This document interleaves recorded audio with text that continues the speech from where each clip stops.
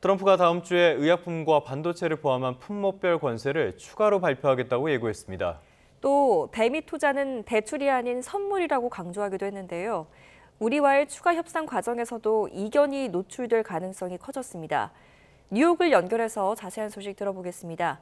이승윤 특파원, 트럼프 대통령이 또 품목별 관세를 추가하겠다고 밝혔다고요?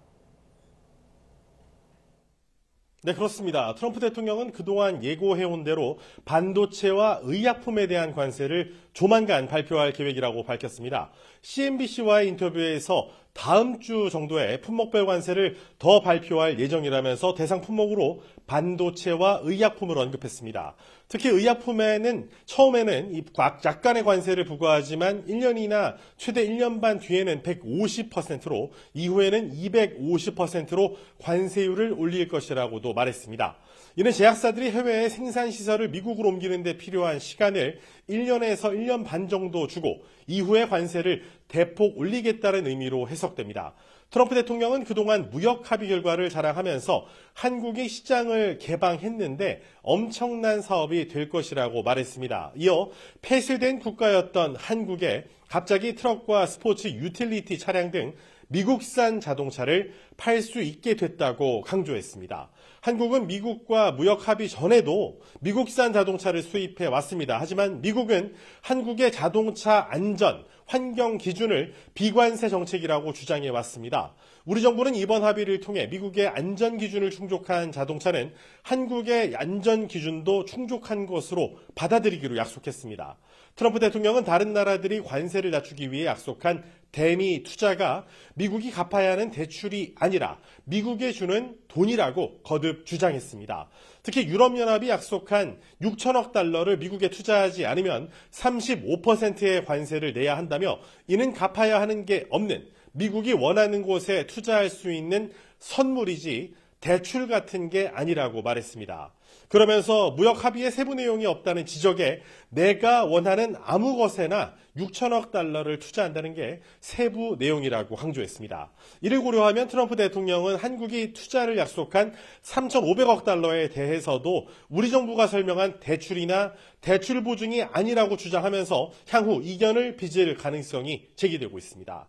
이어 인도가 러시아산 원유를 계속 구매해 러시아의 전쟁 자금 조달을 지원하고 있다며 향후 24시간 안에 인도에 대한 관세를 지금의 25%보다 훨씬 많이 높일 것이라고 밝혔습니다. 또 시진핑 중국 국가주석이 회담을 미국에 요청했고 무역 협상을 타결한다면 연말이 되기 전에 만날 가능성이 크다며 협상을 타결하지 않으면 만나지 않겠다고 말했습니다. 하지만 시진핑 국가주석과 관계가 좋고 협상 타결에 매우 근접하고 있다며 좋은 합의를 할 것이라고 덧붙였습니다. 트럼프 대통령은 최근 연방준비제도에서 사임한 아드리아나 쿠글러 이사의 후임을 임명할 때 새 연준 의장을 발표할 가능성이 있음을 시사했습니다. 또 케빈 워시 전 연준 이사와 케빈 헤싯 백악관 국가경제위원장을 포함해서 4명의 후보를 고려하고 있지만 후보였던 스콧 베센트 미 재무장관은 고사해서 여기서 제외했다고 밝혔습니다. 뉴욕 증시에 좋은 소식은 아닌 것 같습니다. 반응이 어땠습니까? 네, 말씀하신 대로입니다. 트럼프 대통령의 관세 추가 발언에 뉴욕 증시 3대 지수는 일제히 하락했습니다. 어제 일제히 급등했던 것과는 참 대조적입니다. 트럼프 행정부의 관세 정책으로 경제 불확실성이 커진 가운데 미국의 서비스 업황이 부진해진 것으로 나타난 것도 영향을 미쳤습니다. 미국 공급관리협회인 ISM은 7월에 미국 서비스업 구매관리자 지수 PMI가 전월보다 0.7포인트 하락한 50.1로 집계됐다고 밝혔습니다. 전문가 전망치도 밑돈 수치인데 고용시장이 뚜렷하게 약화한 가운데 관세 정책이 경기 둔화 속에 인플레이션을 의미하는 스태그플레이션을 초래할 수 있다는 우려가 커진 게 반영된 겁니다. 전문가의 분석 직접 들어보시죠. So I do expect some of those figures to start to hit as we move a little bit further into the fall here. And as a result, those prices could rise and we could see that impacting the economy and the profitability and mostly the margins of some of the companies, which thus far have been able to absorb any impact that they've had, which have been minimal.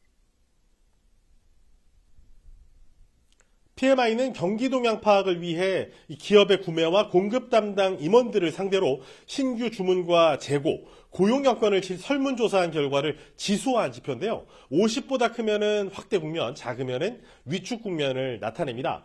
미국의 서비스업이 미국 경제의 3분의 2 이상을 차지한다는 점에서 이런 서비스 업황 둔화는 미국의 경기 전망을 어둡게 하는 요인으로 분석되고 있습니다. 지금까지 뉴욕에서 YTN 이승윤입니다.